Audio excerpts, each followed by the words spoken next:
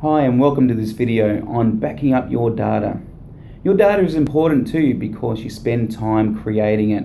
Whether that's Word documents, PowerPoint documents, Visio diagrams, or whether it's taking photos or videos of your family and friends, you've taken time out to do that. And it's really important that you take the time then to back up your data. Now, if you're at work, you may well have a network drive which you're given by the IT department, which you're able to back up the data to automatically. So by saving your Word documents, your spreadsheets, etc. on these network drives, it will get backed up automatically by IT. Now, if you're at home and you've got videos and you've got photos that you're taking on a regular basis, you've got to think about your backup strategy because no one's going to be doing it for you. Sure, you could be storing them on Facebook or on Flickr or Instagram, and that's in the cloud and they'll automatically be backed up. But you're also storing them at a third-party site, and at any one time those servers or locations could become unavailable and you've lost them. So it's important to have a strategy where you're taking ownership of your own data and you're storing them locally, whether that be at home, on an external hard drive, or whether that's a hard drive you're storing at a off-site location like your parents' place or your siblings' place, for example. And that's what I'm going to have a quick talk to you about now in this video. So let's take the fact that we're taking photos and videos of kids. Now, we take photos and videos because they capture memories and they're things that we want to look back on in 5 years' time. So it's really important that you think about where you're storing those. Now, let's use a scenario that we're using our smartphone, which most of us do these days, to snap videos and photos, and you upload them as again to Facebook, to Instagram, etc. But then you will download those videos and photos from your smartphone onto your laptop or desktop computer. Now that's great if you're keeping them on your phone and then storing them on your laptop, you've got a backup. But generally we tend to cut and paste onto our laptop or desktop. And therefore we've still only got one instance of those files. Now what you need to think about is where you're going to store a backup. Now you could use a USB stick.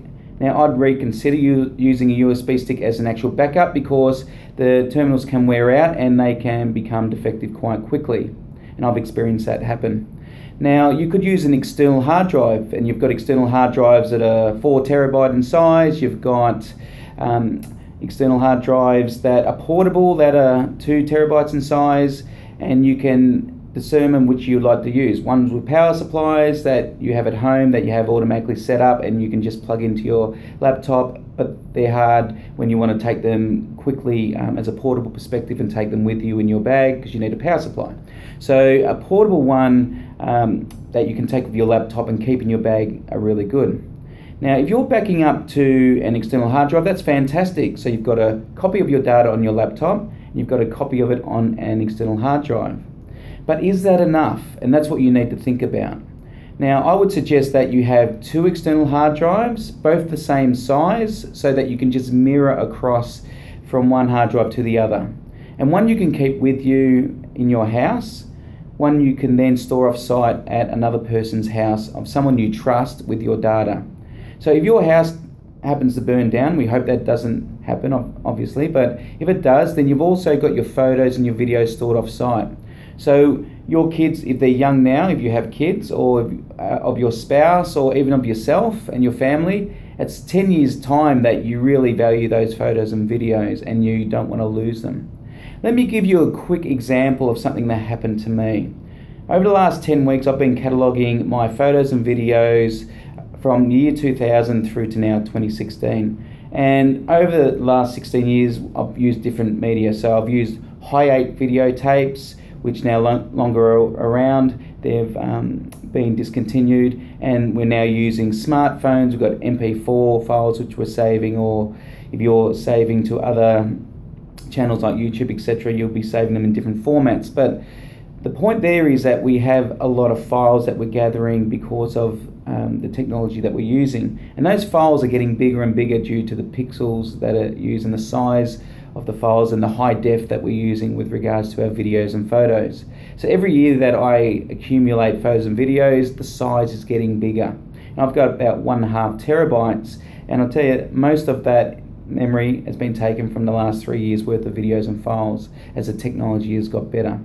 Now on the weekend, I had my portable hard drive, my pocket hard drive, which I take around with my laptop, had it on the table. Now, up until the end of February, I'd backed up all my data across 2 hard disks, and I've got one of those hard disks sitting at my parents' place. Now, I've also got 2 other hard drives as well, which I've backed up, but they've fallen a little behind. One is backed up till September 2015, the other October 2015. Now, because I've had my other hard disk offside, I've got a little complacent. So April and May's and March's photos and videos have only been on 1 hard disk. And my 4-year-old picked up my hard disk on the weekend and dropped it. Now, of course, I was upset with him for a little bit for doing that, but not as much as upset as I am with myself, because last week, after I'd finished cataloguing my photos, I had thought about copying all those best of directories to my laptop so I had a backup, and I didn't get around to doing it because I started a new contract. So the fault is with me because my process is broken down when it comes to backing up my data. Now, I've lost at least a couple of months worth of memories, worth of photos and videos of my kids, and that's something I'm really upset about because I've taken the time to take those videos and photos. So the lesson to learn from this is you've got a strategy worked out to back your files up, whether they're work files, personal files, whether they're financial files, whether they're photos or videos, and that you're backing them up to an external source, but then you're also making a backup of that external source and storing it off-site in case of fire, etc. So hopefully you'll go away now and think about how you're backing up, and if you're not, that you will back up, and then that you'll back up on a regular basis. Thanks for watching, and happy backing up.